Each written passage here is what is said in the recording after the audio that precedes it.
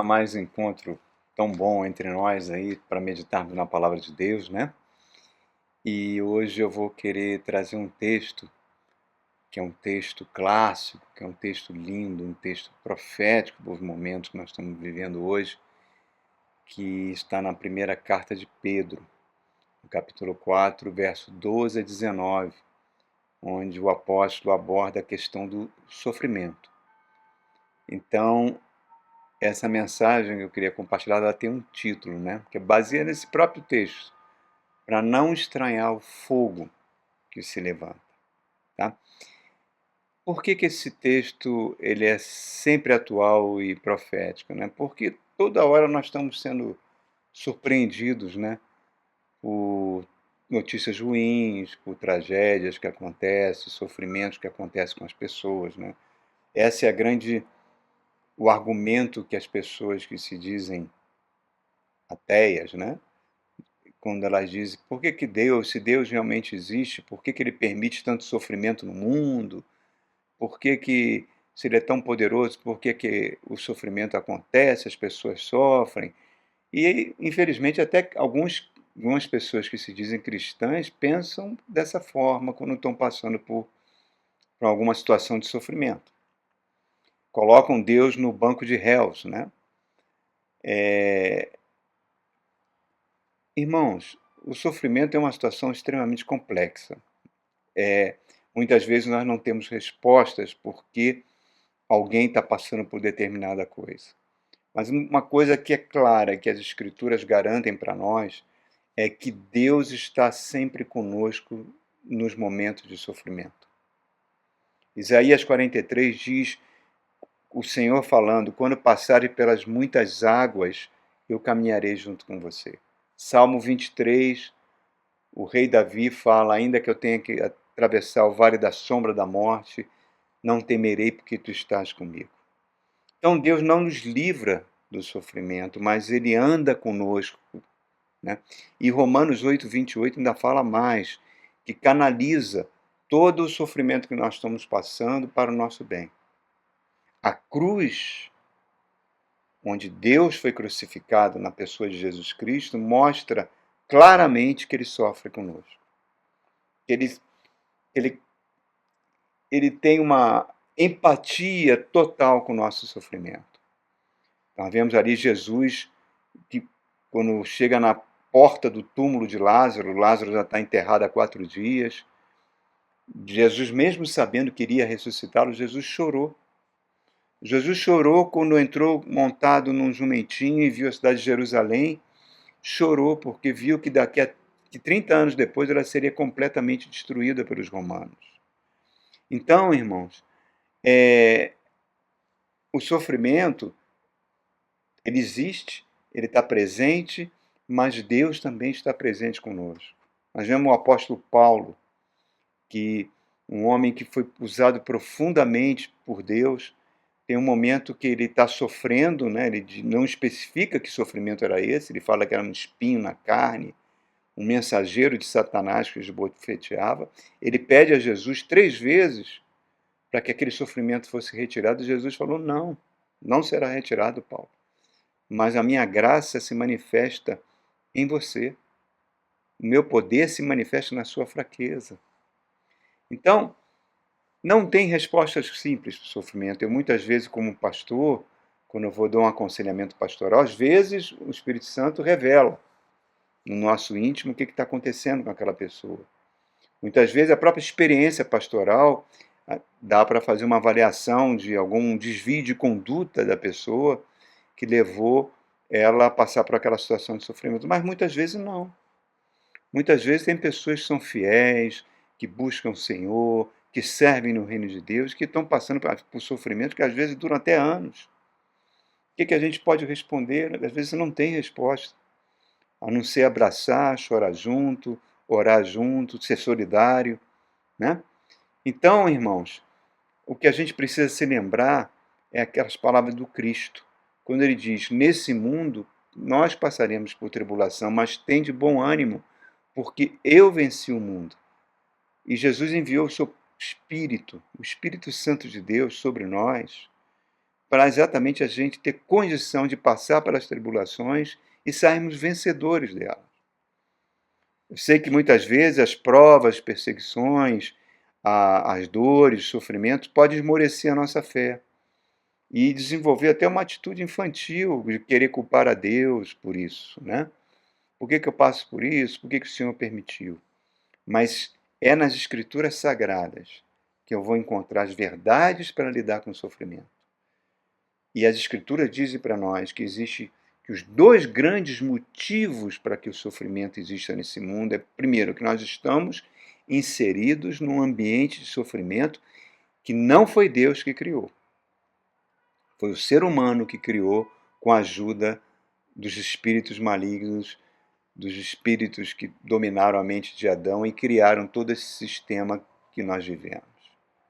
Então, é um poder maligno que controla a humanidade. Segundo, a nossa própria natureza, que é pecadora, que ama pecar. E devido à nossa própria natureza, essa natureza pecadora que todo ser humano tem duas consequências.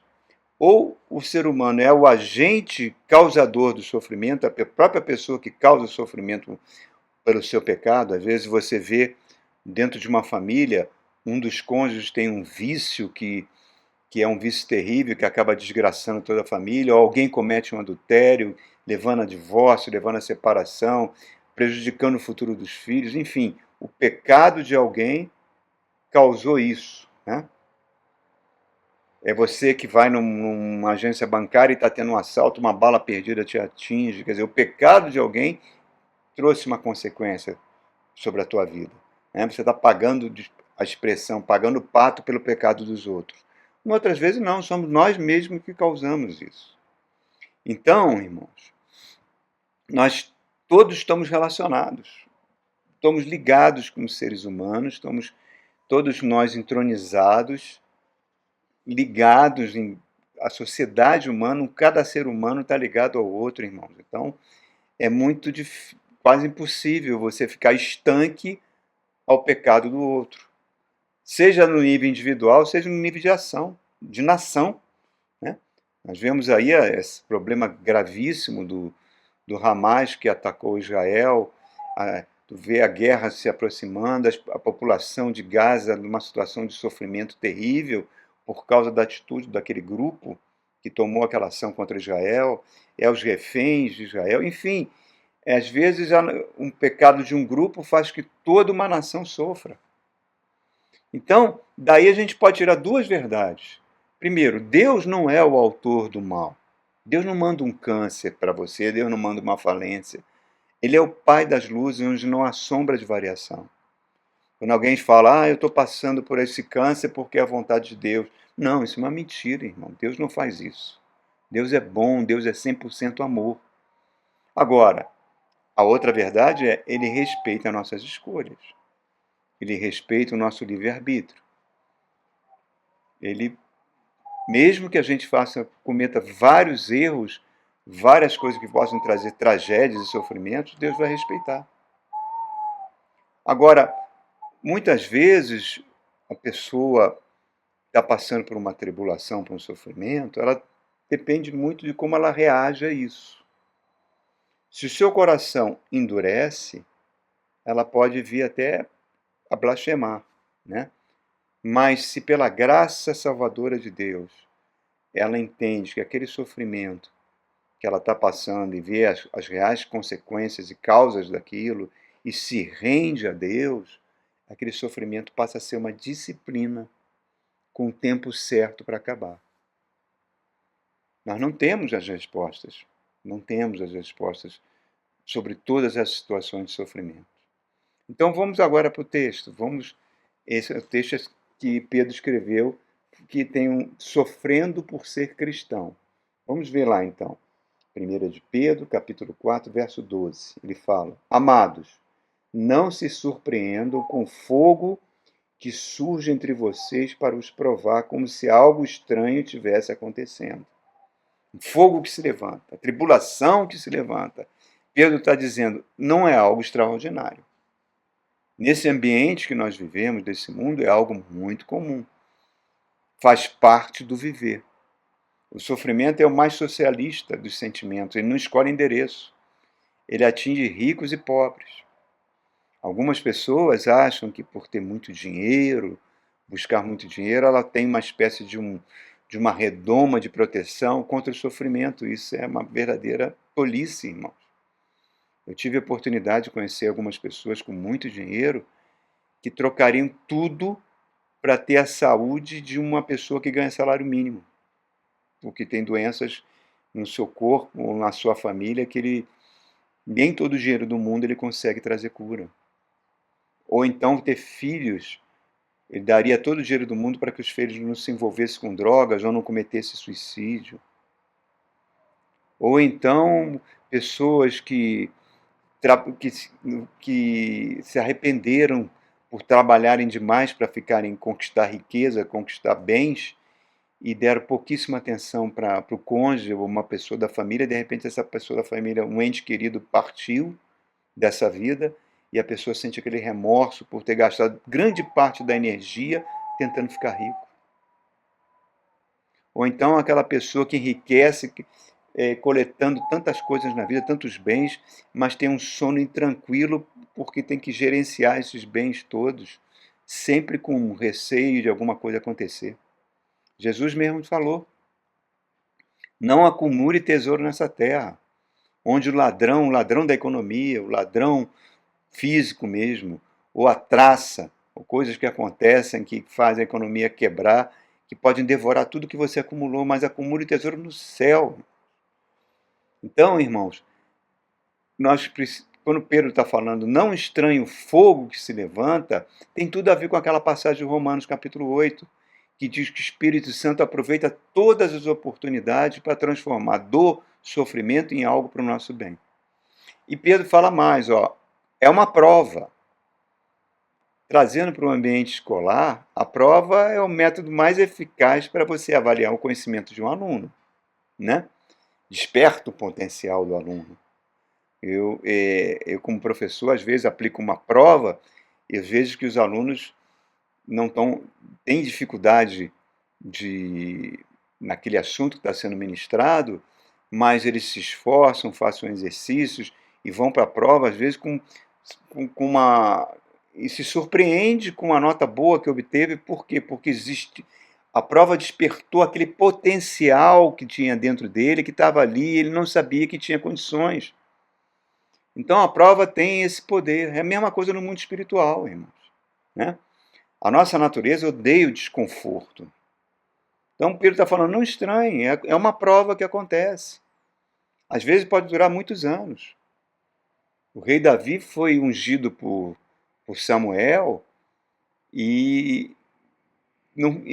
para ser rei de Israel, e não assumiu o trono no dia seguinte, não. Pelo contrário, ele ficou 20 anos fugindo do rei que estava no poder, que era Saul.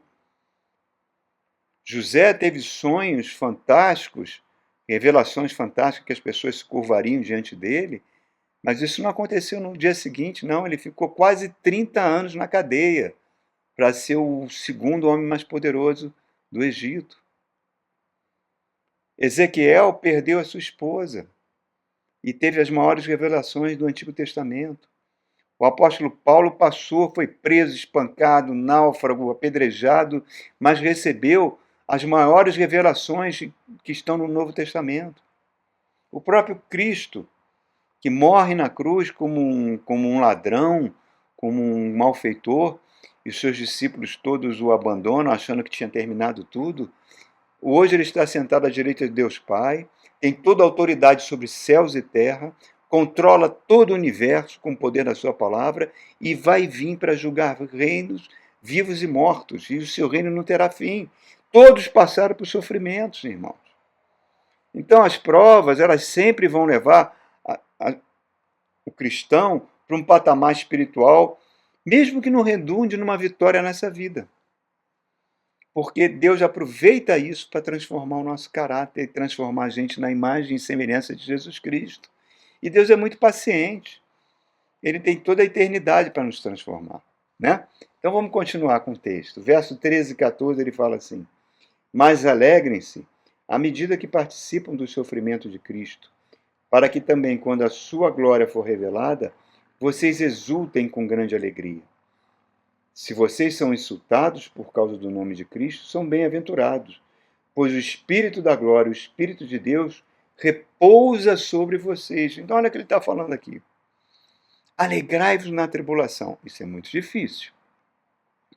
A gente só consegue sentir essa alegria se o Espírito Santo nos ajudar. Por isso que ele está falando, o Espírito da glória está sobre você. O poder de Deus está sobre você. Então você tem como produzir com a tribulação, ele diz isso em outra passagem, aumentar a sua paciência vai produzir mais perseverança, e a sua perseverança vai produzir um caráter aprovado. E em todo o processo de dor, Deus sabe, quando ele transforma a dor em disciplina, que um tempo certo para dar o basta. Ele definiu quando mandou o povo para o exílio, vão ficar 70 anos e vão voltar. Ele está limpando áreas do nosso egoísmo, do nosso ego. Então ele fala, não se surpreenda, vamos passar por tribulação. Fique alerta, fique alerta. Então, não é que você vai ser uma pessoa pessimista, esperar o pior, não, é um estado de alerta. Jesus falou isso. Que a carne, a nossa natureza é fraca, mas nosso espírito está pronto. Vigiar e orar. E vigiar o quê, irmãos? Vigiar nossas emoções, o nosso psique, a nossa alma. Vigiar. Porque nós estamos num lugar, num ambiente de sofrimento. Olha, no dia 10 de outubro, foi o Dia Nacional contra a Violência contra a Mulher, né? Que é uma coisa que está se tornando muito comum no Brasil e no mundo inteiro. E o dia 10 de outubro também foi o Dia da Saúde Mental. Esses 2 dias estão ligados visceralmente, irmãos. Eu vejo o exemplo daquela 2 ginastas fantásticas, né? A Rebeca de Andrade, brasileira, que conquistou várias medalhas, e a Simone Biles, né? 2 mulheres negras, vencedoras, 2 mulheres que venceram e enfrentaram dificuldades imensas. Mas no caso da Simone Biles, que é considerada uma das maiores ginastas de todos os tempos, quando chegou na Olimpíada de Tóquio, ela era franca favorita, ela falou, não vou competir, não vou disputar, porque eu estou passando por crises emocionais terríveis. Eu estou passando por depressão, eu tenho que cuidar da minha alma, do meu psique. E agora ela está voltando a conquistar, mas aí falaram, os patrocinadores foram em cima dela, mas tem muitos contratos de patrocínio, vai se perder muito dinheiro. Ela falou, não quero saber, eu preciso me cuidar, eu preciso me curar. Isso foi fantástico, irmãos. E não aconteceu com aquela jogadora de vôlei, a Valesca, que acabou cometendo suicídio. Não aconteceu com aquela influenciadora, a Carol Heller, prima da Cássia Heller, né? Que era uma grande influenciadora do movimento LGBT e que se converteu numa igreja. Um mês depois da conversão dela, ela cometeu suicídio. Então, irmãos, essas coisas são muito sérias. Nós não podemos varrer esses sentimentos para debaixo do tapete, não. Nós temos que enfrentar. Negar esse tipo de sofrimento é tolice, porque às vezes é um nível de dopamina, um nível de serotonina no cérebro que está baixo. E as pessoas ficam dizendo, não, isso é bobagem, isso é falta de fé, é falta de disciplina. Então, muitas vezes, nas igrejas, que é onde as pessoas tinham que obter apoio, consolo, aforto, ajuda, ficam ouvindo, não, você, um crente não passa por isso, a sua fé é muito fraca, ou é demônio. Não, irmão, nós ficamos doentes sim. Inclusive doentes na mente mesmo, irmão. E nós não estamos só, nós temos que buscar cuidado. Temos que buscar apoio, temos que vigiar. Para que eu me alegre na tribulação, eu tenho que ter essa consciência, irmão. Muitas vezes as pessoas acabam murmurando, acabam se afastando da igreja, se tornando pessoas amargas, e vão virando as costas para Deus. É tudo que o diabo quer. Quando o demônio sai da pessoa, a casa vazia, e traz 7 demônios piores. Então, ele está falando, o Espírito de Deus paira sobre você.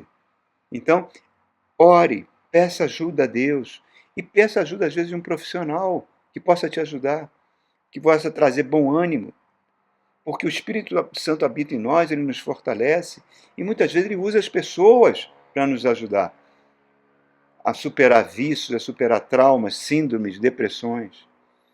Os suicídios têm que ser enfrentados, irmãos. Acho que foi ano passado, num culto da igreja, eu fiz um culto triste, porque foi quase a família pediu, porque um jovem bonito, forte, inteligente, não passou tentou passar para o ITA, não conseguiu e acabou cometendo suicídio, se enforcou. Um jovem de 18 anos, irmão, com a vida pela frente, os pais numa situação horrível. Então a gente tem que enfrentar isso mesmo, não adianta varrer para debaixo do tapete. E ele está falando, se o Espírito Santo está sobre nós, é porque você é uma pessoa especial. Você é um filho amado de Deus. Jesus, o Filho de Deus, quando ele vai para o Getsemane, ele pede ajuda aos 3 apóstolos mais chegados, Tiago, João e Pedro. Fiquem aqui comigo, orem comigo. Eu estou me sentindo, eu estou numa angústia de morte, eu estou sofrendo na minha alma. E os 3 acabaram pegando um sono. E Jesus vai de joelhos, começa a orar ao Pai, chega a suar gotas de sangue, e ele vai, Pai, eu não quero passar por esse sofrimento, afasta de mim esse cálice. Mas não se faça a minha vontade sim a sua. Se Jesus, o Filho de Deus, passou por isso, por que nós não podemos passar, irmãos? Mas o grande alento é que Romanos 8:18 diz que os sofrimentos do tempo presente não se comparam com a glória futura que está revelada para nós. Não é? Então, continuando aqui, irmãos, vamos para o verso 15 e 16. E ele fala assim: se alguém de você sofre, não seja como assassino, ladrão, criminoso ou como quem se intromete em negócios alheios. Contudo, se sofre, sofra como cristão. Não se envergonhe, mas glorifique a Deus por meio desse nome. Pois chegou a hora de começar o julgamento pela casa de Deus. E se começa primeiro conosco, qual será o fim daqueles que não obedecem ao Evangelho de Deus? E se ao justo é difícil ser salvo, o que será do ímpio e do pecador? Por isso também, aqueles que sofrem de acordo com a vontade de Deus devem entregar suas vidas ao seu fiel Criador e praticar o bem. Olha só, irmãos, isso é tão importante. Ele está dizendo, o Espírito Santo está sobre nós, repousa sobre nós. Então, ele está influenciando o nosso caráter. Então, o testemunho pessoal é fundamental. Você é luz, você é sal da terra. Você vai atrair a oposição das trevas, você vai atrair antipatia gratuita. Temos que viver a palavra de Deus, viver aquilo que nós pregamos, com temor e tremor diante de Deus. Eu me lembro que há uns 50 anos atrás, haviam lá no Rio de Janeiro, no subúrbio onde eu morava, haviam poucas famílias de protestantes evangélicos, né, que eram chamados Bíblias. Mas eram famílias respeitadas, irmãos. Me lembro que quando vinha o marido, normalmente indo para a igreja, com um terninho, com a esposa, levando os filhos para a igreja, a gente estava jogando bola, a gente parava o jogo para aquela família atravessar. Né? Havia um sentimento de respeito por aquela família. Isso mudou, irmãos. Mudou. Não sei se é mensagens sobre prosperidade ou rádios evangélicas dizendo venha para Jesus e pare de sofrer, ou falta de doutrina, porque a doutrina verdadeira é que nos fortalece, né? Baseada na palavra para fortalecer o caráter, que não fortalece o caráter cristão. E hoje o mundo, antigamente a igreja dizia como o mundo devia se portar, agora é o contrário. É o mundo que diz como a igreja deve se portar. É o mundo que faz a igreja se envolver em alianças com políticos, a ter bancadas evangélicas, a ter marcha para Jesus com políticos subindo ao palanques. É mundo que pega pastores, reverendos, transforma em ministros corruptos, com propinas. Então, tudo isso nós estamos vendo nos últimos anos para cá. Empresários crentes desonestos, líderes evangélicos e negociatas políticas pastores que são pedófilos, abusadores. Eu conheci um colega que tinha uma empresa de crédito e ele falava: olha, eu tenho que dar as taxas de juros nos empréstimos para os evangélicos são maiores porque eles são mal pagadores.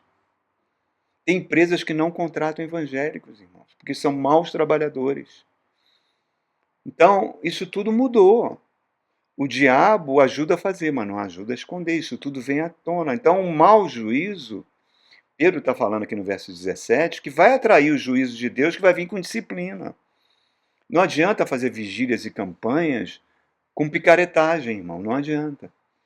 Nós temos que buscar para ficar de pé na presença de Cristo e não sermos reprovados. Estamos numa situação privilegiada, irmãos, que é o Espírito Santo nos ajudando a superar, a vencer as limitações. Deus está sempre querendo nos levar para patamares mais altos. Hebreus 11 fala dos heróis da fé, muitos que morreram, nem viram a bênção na sua vida, mas diz que o mundo não era digno deles. Nós herdamos essa herança dos santos, irmãos. Então, nós estamos sendo preparados pelo Espírito Santo. E muitas vezes Deus usa o sofrimento para isso. Um bebê não herda nada. Nós somos co-herdeiros com Cristo. Então temos que ser maduros na fé. Deus quer que nós sejamos filhos confiáveis, que nós refletimos, que seja um reflexo do caráter de Deus no nosso caráter. Porque um dia nós vamos julgar os anjos. Nós vamos reinar com Cristo. Então, as provas, quando vierem, que a gente encare isso com humildade, com dependência de Deus, porque o sofrimento vai nos tornar pessoas mais solidárias, mais um tipo de gente que Deus gosta, né? Mais cristão, menos egoísta, mais solidário com quem sofre. Jesus diz: eu tive fome e você me deste de comer, eu tive sede e você me deste de beber, eu estive nu, você me vestiste. Porque às vezes a solidariedade humana vem e Deus usa isso. Então, muitas vezes nós vamos sair melhor de uma situação de depressão, nós vamos sair melhor de uma situação de sofrimento. Por quê? Porque o Espírito Santo está conosco, está nos fortalecendo. No Apocalipse, nas cartas às igrejas do Apocalipse, Jesus diz: ao vencedor darei. Vencedor é esse que entende que o Evangelho é porta estreita, é caminho apertado, mas ele não se corrompe. Não se corrompe, irmãos. Ele vai até o final. Aí nós vamos receber um selo de aprovado. E saber que as provas, por mais dolorosas que elas sejam, têm um tempo para acabar. Eu encerro essa meditação, irmãos, trazendo o exemplo do apóstolo João. O apóstolo João foi o último dos 12 apóstolos do Cristo que morreu, né? Morreu com a idade acima de 100 anos, morreu velhinho, como Cristo profetizou, falou que aconteceria. Quando, falando um pouquinho da história, na época, o primeiro imperador que perseguiu os cristãos e fez barbarismo com os cristãos, crucificou a Pedro, decapitou a Paulo, foi Nero, no ano 67, incendiou Roma, botou a culpa nos cristãos. Mas depois que Nero morre, quem assume o poder é o imperador Vespasiano, que era um general, era um militar. Inclusive estava numa campanha de guerra contra a Judéia. Ele vem, assume o poder, logo depois ele morre, mas o Vespasiano inicia a construção do Coliseu de Roma, e o seu filho, o general Tito, que foi o que destruiu Jerusalém no ano 70, destruiu o templo, vem e assume o lugar do pai como imperador de Roma. E Tito depois morre, e mais ou menos ali no ano 85 da nossa era, 95, o seu irmão Domiciano vai ser o imperador de Roma, e Domiciano vai fazer uma perseguição sistemática, implacável contra os cristãos, querendo erradicar os cristãos da face da terra. Muito pior que a perseguição de Nero. E o último apóstolo vivo era João. Domiciano ordena a prisão de João e manda colocar João numa panela de azeite fervendo, irmãos. João é colocado ali e sobrevive, nada aconteceu com ele. Domiciano fica tão indignado que fala o seguinte: manda ele para a ilha de Patmos, trabalhar como escravo nas minas de sal. Era uma ilha inóspita, né? E as pessoas eram lançadas nas minas de sal para extrair o sal e muitos morriam lá. Imagina um velhinho, cara, um velhinho, quase 100 anos trabalhando nessa situação. E é na ilha de Patmos que João declara: eu vi o céu aberto e ouvi aquela voz: venha para cá. Ele vai receber as revelações do Apocalipse e vai escrever o livro do Apocalipse, irmãos. Logo depois que ele recebe essa revelação, Domiciano morre e o imperador que entra no lugar de Domiciano manda tirar João da prisão. E João volta para a cidade de Éfeso, né, onde ele vai passar os últimos dias da sua vida e escrever a primeira, a segunda e a terceira carta dele que estão na Bíblia. Olha só, irmãos, olha que coisa fantástica, olha que testemunhos que nós temos. Vamos aprender a sofrer, vamos sim aprender a sofrer. Aprender aquilo que Paulo fala para Timóteo: sofre comigo, Timóteo, como um bom soldado de Cristo. Amém? Não estranhe o fogo que se levanta. Um grande abraço para você, queridos. Que Deus abençoe muito a tua vida. Até o nosso próximo encontro. Fique com Deus.